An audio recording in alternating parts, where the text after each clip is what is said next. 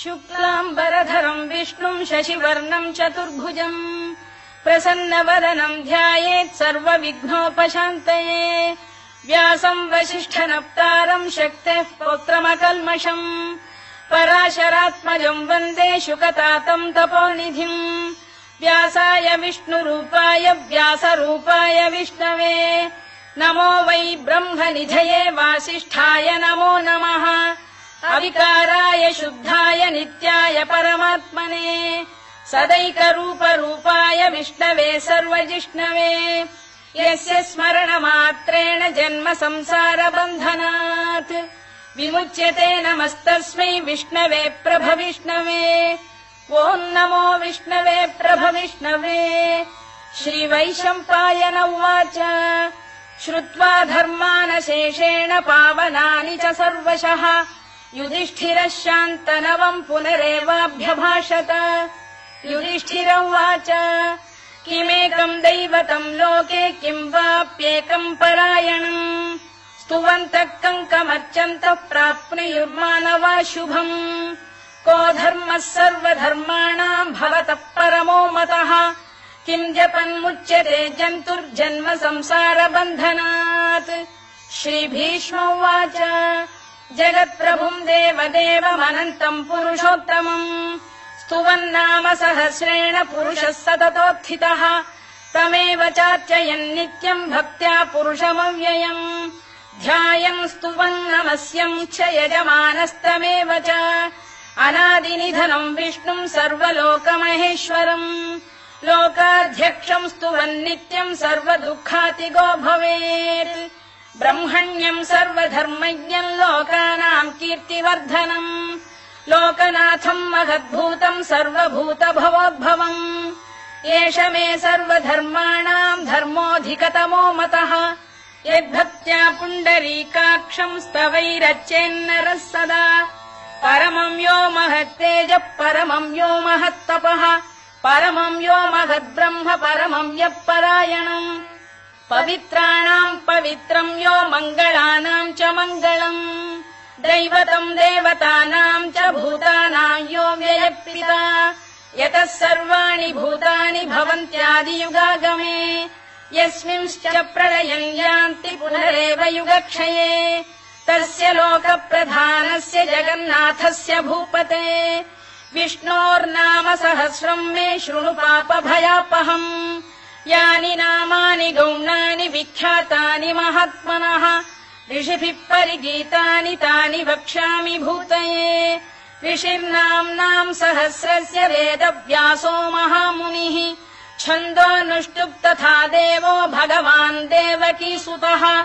अमृतांशुद्भवो बीजम् शक्तिर्देवकी नन्दनः त्रिसामाहृदयम् तस्य शान्त्यर्थे विनियुज्यते विष्णुम् जिष्णुम् महाविष्णुम् प्रभविष्णुम् महेश्वरम् अनेकरूपदैत्यान्तम् नमामि पुरुषोत्तमम् अस्य श्रीविष्णोर्दिव्यसहस्रनामस्तोत्रमहामन्त्रस्य श्रीवेदव्यासो भगवान् ऋषिः अनुष्टुप्छन्दः श्रीमहाविष्णुः परमात्मा श्रीमन्नारायणो देवता अमृतांशुद्भवो भानुरिति बीजम् देवकी नन्दन श्रेष्ठेति शक्तिः उद्भवः क्षोभणो देव इति परमो मन्त्रः शङ्खबृन्नन्दकी चक्रीति कीलकम् शार्ङ्गधन्वा गदाधर इत्यस्त्रम् रथाङ्गपाणिरक्षोभ्य इति नेत्रम् त्रिसामासामगः सामेति कवचम् आनन्दम् परब्रह्मेति योनिः ऋतुः सुदर्शनकाल इति दिग्बन्धः श्रीविश्वरूप इति ध्यानम् श्रीमहाविष्णुप्रीत्यर्थे सहस्रनाम जपे विनियोगः ध्यानम् क्षीरोदन्वत्प्रदेशे शुचिमणिविलसत्सैकते मौक्तिकानाम् माला क्लुप्तासनस्थस्फटिकमणिनिभैर्मौक्तिकैर्मण्डिताङ्गः शुभ्रैरभ्रैरदभ्रैरुपरि विरचितैर्मुक्तपीयूषवर्षैः आनन्दीनः पुनीयादरिनलिन गदा शङ्खपाणिर्मुकुन्दः भूः पादौ यस्य नाभिर्वियदसुरनिलश्चन्द्रसूर्यौ च नेत्रे कर्णावाशा शिरोद्यौर्मुखमपि दहनो यस्य वास्तेयमब्धिः अन्तस्थम् यस्य विश्वम् सुरनरखगो भोगि गन्धर्व दैत्यैः चित्रम् रम्यते तम् त्रिभुवन वपुषम् विष्णुमीशम् नमामि। ॐ नमो भगवते वासुदेवाय। शान्ताकारम् भुजगशयनम् पद्मनाभम् सुरेशम् विश्वाधारम् गगनसदृशम् मेघवर्णम् शुभाङ्गम् लक्ष्मीकान्तम् कमलनयनम् योगिधृध्यानगम्यम् वन्दे विष्णुम् भवभयहरम् सर्वलोकैकनाथम् मेघश्यामम् पीतकौशेयवासम् श्रीवत्साङ्कम् कौस्तुभोद्भासिताङ्गम् पुण्योपेतम् पुण्डरीकायताक्षम् विष्णुम् वन्दे सर्वलोकैकनाथम् नमः समस्तभूतानामादिभूताय भूभृते अनेकरूपरूपाय विष्णवे प्रभविष्णवे सशङ्खचक्रम् सकिरीटकुण्डलम् सपीतवस्त्रम् सरसीरुहेक्षणम् सहारवक्षस्थलशोभिकौस्तुभम् नमामि विष्णुम् शिरसा चतुर्भुजम् छायायाम् पारिजातस्य हेमसिंहासनोपरि आसीनमम्बुदश्याममायताक्षमलङ्कृतम् चन्द्राननम् चतुर्बाहुम् श्रीवत्साङ्कितवक्षसम् रुक्मिणी सत्यभामाभ्याम् सहितम् कृष्णमाश्रये।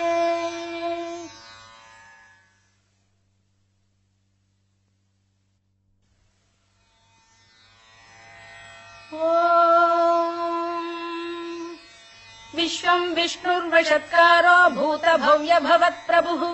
भूतकृद्भूतभृद्भावो भूतात्मा भूतभावनः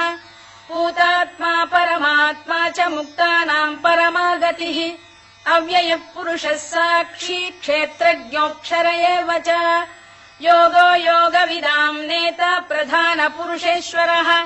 नारसिंहवपुः श्रीमान् केशवः पुरुषोत्तमः सर्वः शर्वः शिवस्थाणुर्भूतादिर्निधिरव्ययः सम्भवो भावनो भर्ता प्रभवः प्रभुरीश्वरः स्वयम्भूः शम्भुरादित्यः पुष्कराक्षो महास्वनः अनादिनिधनो धाता विधाता धातुरुत्तमः अप्रमेयो ऋषिकेशः पद्मनाभोऽमरप्रभुः विश्वकर्मा मनुस्त्वष्टा स्थविष्ठस्थविरो ध्रुवः अग्राह्यः शाश्वतः कृष्णो लोहिताक्षप्रदर्दनः प्रभूतस्त्रिककुब्धाम पवित्रम् मङ्गलम् परम्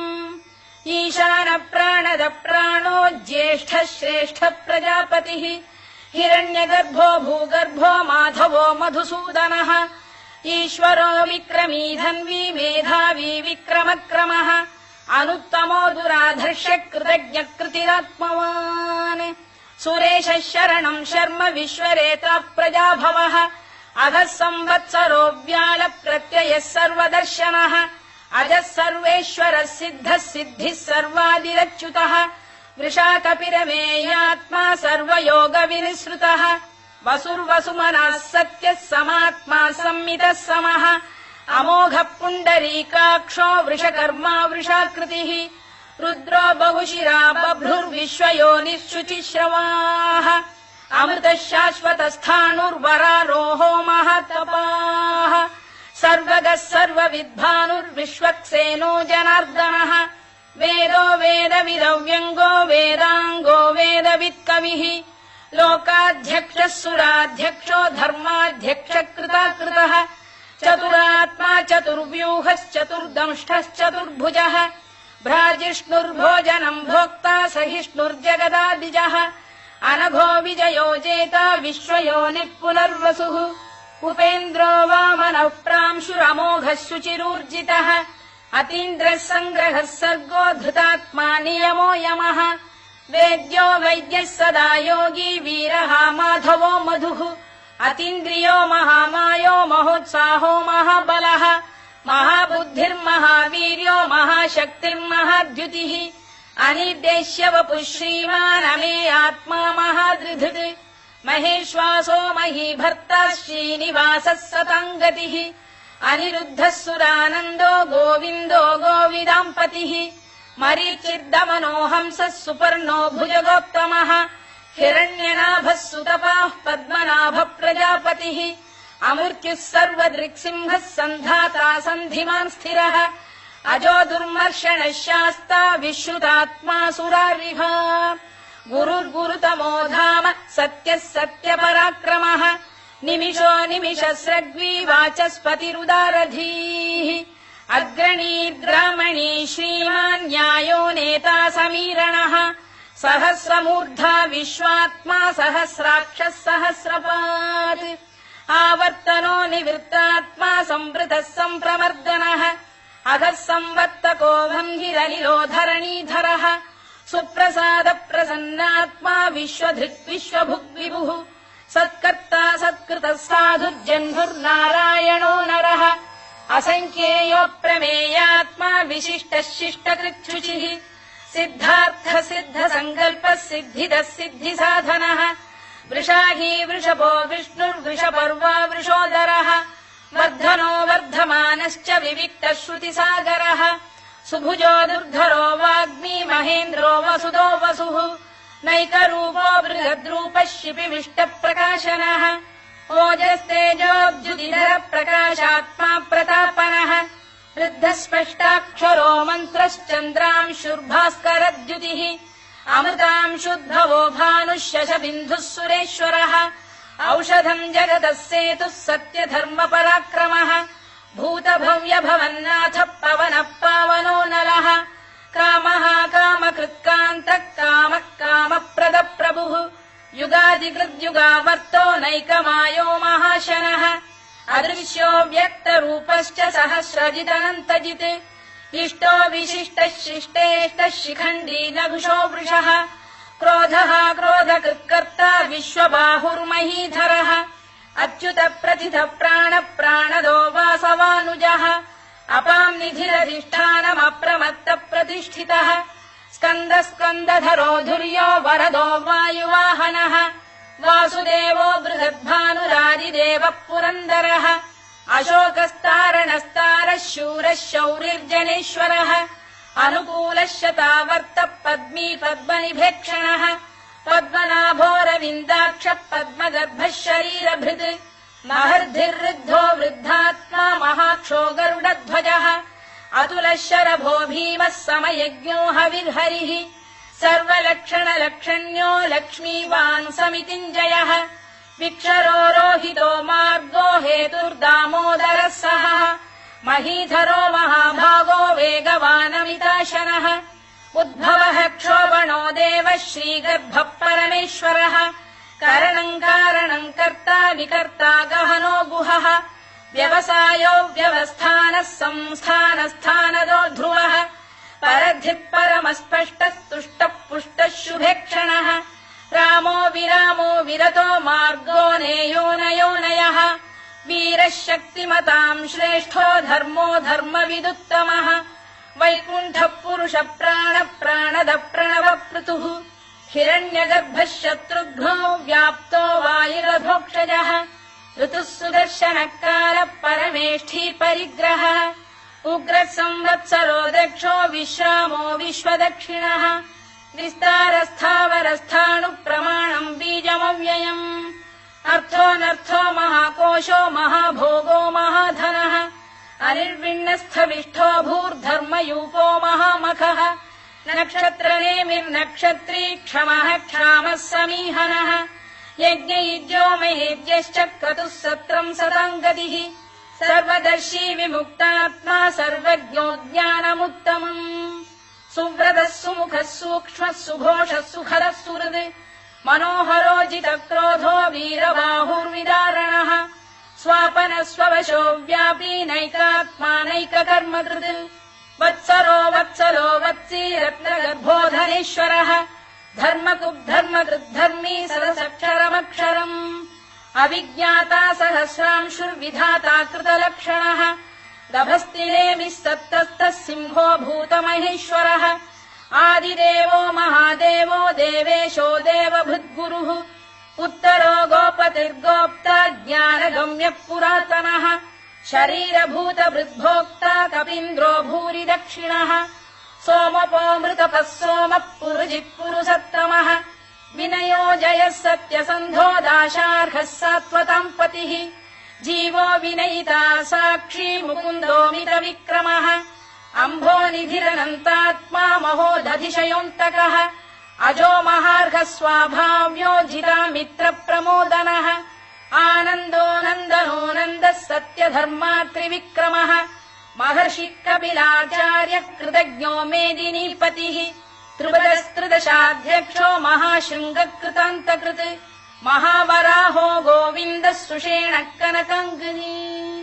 गुह्यो गभीरो गहनो गुप्तश्चक्रगदाधरः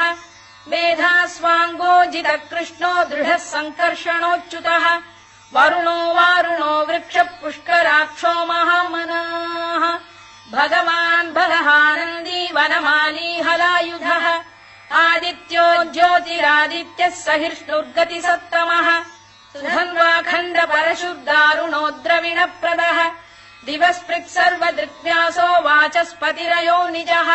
त्रिसामासामगः साम निर्वाणम् भेषजम् भिषज सन्न्यासकृच्छमः शान्तो निष्ठा शान्तिपरायणम् शुभाङ्गः शान्तिदः स्रष्टा कुमुदः कुवलेशयः गोहितो गोपतिर्गोप्ता वृषभाक्षो वृषप्रियः अनिवर्ती निवृत्तात्मा संक्षेप्ताक्षेमकृत् शिवः श्रीवत्सवक्षः श्रीवासः श्रीपतिः श्रीमताम्बरः श्रीरः श्रीशः श्रीनिवासः श्रीनिधिः श्रीविभावनः श्रीधरः श्रीकरः श्रेयः श्रीमान् लोकत्रयाश्रयः स्वक्षः स्वङ्गः शतानन्दो नन्दिर्ज्योतिर्गणेश्वरः विजितात्मा विधेयात्मा सत्कीर्तिश्छिन्न संशयः उदीर्णः सर्वतश्चक्षुरनीशः शाश्वतस्थिरः भूषयो भूषणो भूतिर्विशोकः शोकनाशनः अर्चिष्मानर्चितः कुम्भो विशुद्धात्मा विशोधनः अनिरुद्धो प्रतिरथ प्रद्युम्नो मितविक्रमः कालनेमिनिः वीरः शौरिः शूरजनेश्वरः त्रिलोकात्मा त्रिलोकेशः केशवः केशिहा हरिः कामदेवः कामपालः कामी कान्तकृतागमः अनिर्देश्य वपुर्विष्णुर्वीरोऽनन्तो धनञ्जयः ब्रह्मण्यो ब्रह्मकृद्ब्रह्मा ब्रह्म ब्रह्मविवर्धनः ब्रह्मविब्राह्मणो ब्रह्मी ब्रह्मज्ञो ब्राह्मणप्रियः महाक्रमो महाकर्मा महातेजा महोरगः महाक्रतुर्महायज्वा महायज्ञो महाहविः स्तव्यस्तव प्रियस्तोत्रम् स्तुतिस्तोतारणप्रियः पूर्णः पूरयिता पुण्यः पुण्यकीर्तिरनामयः मनोजवस्तीर्थकरो वसुरेता वसुप्रदः वसुप्रदो वासुदेवो वसुर्वसुमनाहविः सद्गतिः सत्कृतिः सत्ता सद्भूतिः सत्परायणः शूरसेनो यदुश्रेष्ठः सन्निवासः सुयामुनः भूतावासो वासुदेवः सर्वासु निलयो नलः दर्पः दर्पदो दृप्तो दुर्धरोऽथा पराजितः विश्वमूर्तिर्महामूर्तिर्दीप्तमूर्तिरमूर्तिमान् अनेकमूर्तिरव्यक्तः शतमूर्तिः शताननः एकोनैकः स वक् किम् यत्तत्पदमनुत्तमम् लोकबन्धुर्लोकनाथो माधवो भक्तवत्सलः सुवर्णवर्णो हेमाङ्गो वराङ्गश्चन्दनाङ्गदी वीरः विषमः शून्यो घृता क्षीरचरश्चलः अमानी मानदो मान्यो लोकस्वामी त्रिलोकभृत् सुमेधा मेधजो धन्यः सत्यमेधाधराधरः तेजो वृषोद्युतिधरः सर्वशस्त्रभृताम्बरः प्रग्रहो निग्रहो व्यग्रो नैकशृङ्गो गदाग्रजः चतुर्मूर्तिश्चतुर्बाहुश्चतुर्व्यूहश्चतुर्गतिः चतुरात्मा चतुर्भावश्चतुर्वेदविदेकपात् समावर्तो निवृत्तात्मा दुर्जयो दुरतिक्रमः दुर्लभो दुर्गमो दुर्गो दुरावासो दुरारिः शुभाङ्गो लोकसारङ्गः सुतन्तुस्तन्तु वर्धनः इन्द्रकर्मा महाकर्मा कृतकर्मा कृतागमः उद्भवः सुन्दरः सुन्दो रत्ननाभः सुलोचनः अर्को वाजसनः शृङ्गी जयन्तः सर्वविजयी सुवर्णबिन्दुरक्षोभ्यः सर्ववागीश्वरेश्वरः महाह्रदो महागर्तो महाभूतो महानिधिः कुमुद कुन्दर कुन्द पर्जन्यः पावनो निलः अमृताशोऽमृतवपुः सर्वज्ञः सर्वतोमुखः सुलभः सुव्रतः सिद्धः शत्रुजिच्छत्रुतापनः न्यग्रोधोदुम्बरोश्चत्तश्चाणूरान्ध्रैषूदनः सहस्रार्चिः सप्तजिह्वः सप्तैधा सप्तवाहनः अमूर्तिरनघोचिन्त्यो भयगृद्भयनाशनः अणुबृहत्कृशस्थूलो गुणभिर्निर्गुणो महान् अधृतस्वभृतस्वास्य प्राग्वंशो वंशवर्धनः भारभृत्कथितो योगी योगीशः सर्वकामदः आश्रमश्रमणः क्षामः सुपर्णो वायुवाहनः धनुर्धरो धनुर्वेदो दण्डो दमयिता दमः अपराजितः सर्वसहो नियन्ता नियमो यमः सत्त्ववान् सात्विकः सत्यः सत्यधर्मपरायणः अभिप्रायप्रियार्होः प्रियकृत्प्रीतिवर्धनः विहाय सगतिर्ज्योतिः सुरुचिर्कुतभुग्विभुः रविर्विरोचनः सूर्यः सवितारविलोचनः अनन्तो हुतबुद्भोक्ता सुखदो नैकजोऽग्रजः अनिर्विण्णः सदामर्षी लोकाधिष्ठानमद्भुतः सनात्सनातनतमः कपिलः कपिरव्ययः स्वस्तिदः स्वस्तिकृत् स्वस्ति स्वस्ति भुक् स्वस्ति दक्षिणः अरौद्रः कुण्डली चक्री विक्रम्यूर्जितशासनः शब्दातिकः शब्दसः शिशिरः शर्वरीकरः अक्रूरपेशलो दक्षो दक्षिणः क्षमिणाम्बरः विद्वत्तमो वीतभयः पुण्यश्रवणकीर्तनः उत्तारणो दुष्कृतिः पुण्यो दुःस्वप्ननाशनः वीरः रक्षणः सन्तो जीवनः पर्यवस्थितः अनन्तरूपोऽनन्तः श्रीर्जितमन्युर्भयापहः चतुरश्रो गभीरात्मा विदिशो व्यादिशो दिशः अनाधिर्भूर्भुवो लक्ष्मी सुवीरो रुचिराङ्गदः जननो जनजन्मादिर्भीमो भीमपराक्रमः आधारनिलयो धाता पुष्पहास प्रजागरः ऊर्ध्वगः सत्पथाचार प्राणद प्रणवप्रणः प्रमाणम् प्राणनिलय प्राणभृत्प्राणजीवनः तत्त्वम् तत्त्वविदेकात्मा जन्म मृत्युजरातिगः भूर्भुवः स्वस्तरुस्तारः सविता प्रपितामहः यज्ञो यज्ञपतिर्यज्वा यज्ञाङ्गो यज्ञवाहनः यज्ञभृद्यज्ञकृद्यज्ञी यज्ञभुग्यज्ञसाधनः यज्ञान्तकृद्यज्ञगुह्यमन्नमन्नाद एव च आत्मयोनिः स्वयम् जातो वैखानः सामगायनः देवकीनन्दनः स्रष्टा क्षितीशः पापनाशनः शङ्खबृन्नन्दकी चक्री शार्ङ्गधन्वा गदाधरः तथाङ्गपाणिरक्षोभ्यः सर्वप्रहरणायुधः सर्वप्रहरणायुधवोन्नम इति वनमाली गरीशाङ्गी शङ्खी चक्री च नन्दकी श्रीमान्नारायणो विष्णुर्वासुदेवोऽभिरक्षतु वनमाली गरीशाङ्गी शङ्खी चक्री च नन्दकी श्रीमान्नारायणो विष्णुर्वासुदेवोऽभिरक्षतु वनमाली गरीशाङ्गी शङ्खी चक्री च नन्दकी श्रीमान्नारायणो विष्णुर्वासुदेवोऽभिरक्षतु इतीदम् कीर्तनीयस्य केशवस्य महात्मनः नाम्नाम् सहस्रम् दिव्यानामशेषेण प्रकीर्तितम् य इदम् शृणुयान् नित्यम् यश्चापि परिकीर्तयेत् नाशुभम् प्राप्नुयात् किञ्चित् सोमुत्रेह च मानवः वेदान्तको ब्राह्मणः स्यात् क्षत्रियो विजयी भवेत् वैश्यो धनसमृद्धः स्यात् क्षूद्रः सुखमवाप्नुयात् धर्मार्थी प्राप्नुयात् धर्ममर्थार्थी चार्थमाप्नुयात् कामानवाप्नुयात् कामी प्रजार्थी चाप्नुयात् प्रजाम् भक्तिमान् यः सदोत्थाय शुचिस्तद्गतमानसः सहस्रम् वासुदेवस्य नाम्नामेतत्र कीर्तयेत् यशः प्राप्नोति विपुलम् याति प्राधान्यमेव च अचलाम् श्रियमाप्नोति श्रेयः प्राप्नोत्यनुत्तमम् न भयम् क्वचिदाप्नोति वीर्यम् तेजश्च विन्दति भवत्यरोगोद्युतिमान् बलरूपगुणान्वितः रोगार्तो मुच्यते रोगात् बद्धो मुच्येत बन्धनात् भयान्मुच्येत भीतस्तु मुच्येतापन्न आपदः दुर्गाण्यतितरत्याशु पुरुषः पुरुषोत्तमम् स्तुवन्नाम सहस्रेण नित्यम् भक्ति समन्वितः वासुदेवाश्रयो मर्त्यो वासुदेवपरायणः सर्वपाप विशुद्धात्मा याति ब्रह्म सनातनम् न वासुदेव भक्तानामशुभम् विद्यते क्वचित् जन्म मृत्युजरा व्याधि भयम् नैवोपजायते इमम् स्तवमधीयानः श्रद्धा भक्ति समन्वितः युज्येतात्मसुखक्षान्ति श्रीधृतिस्मृतिकीर्तिभिः न क्रोधो न च मात्सर्यम् न लोभो न शुभामतिः भवन्ति कृतपुण्यानाम् भक्तानाम् पुरुषोत्तमे द्यौः स चन्द्रार्कनक्षत्राखम् दिशो भूर्महो दधिः वासुदेवस्य वीर्येण विधृतानि महात्मनः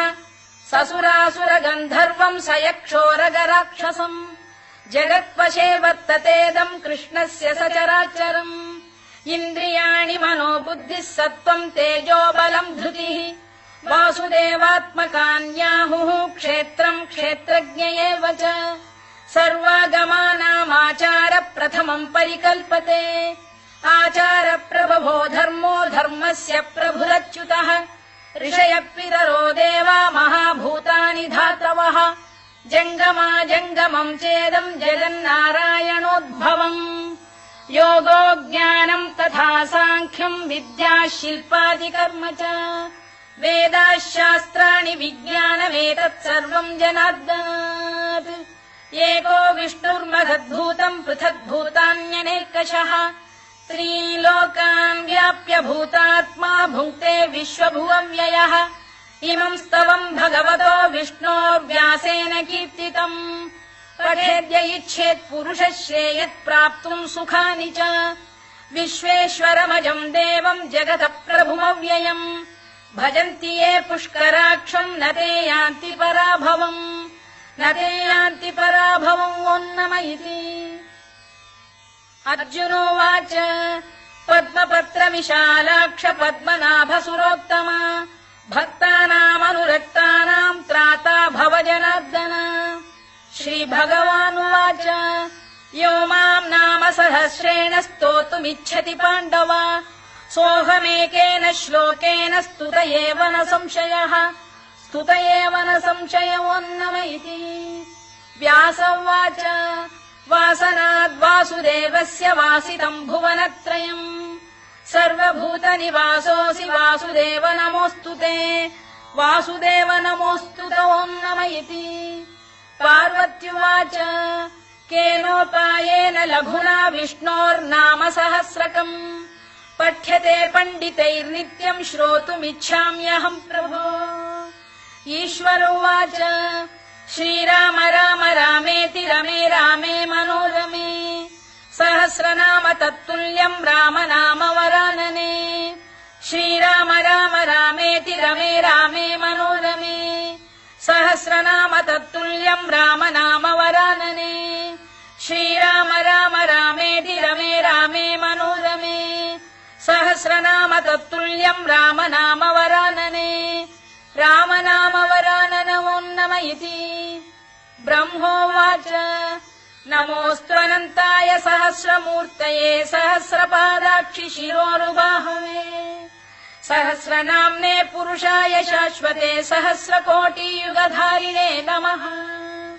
सहस्रकोटियुगधारिणे नमोन्नम इति सञ्जय उवाच यत्र योगेश्वर कृष्णो यत्र पार्थो धनुर्धरः तत्र श्रीर्विजयो भूतिर्ध्रुवानीतिर्मतिर्मम श्रीभगवानुवाच अनन्याश्चिन्तयन्तो मां ये जनाः पर्युपासते तेषाम् नित्याभियुक्तानां योगक्षेमम् वहाम्यहम् परित्राणाय साधूनां विनाशाय च दुष्कृताम् धर्म संस्थापनार्थाय सम्भवामि युगे युगे आर्ता विषण्णाः शिथिलाश्च भीता घोरेषु च व्याधिषु वर्तमानाः संकीर्त्य नारायण शब्दमात्रम् विमुक्त दुःखाः सुखिनो भवन्तु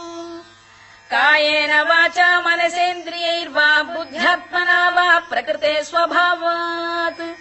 करोमि यद्यत् सकलम् परस्मै नारायणायेति समर्पयामि।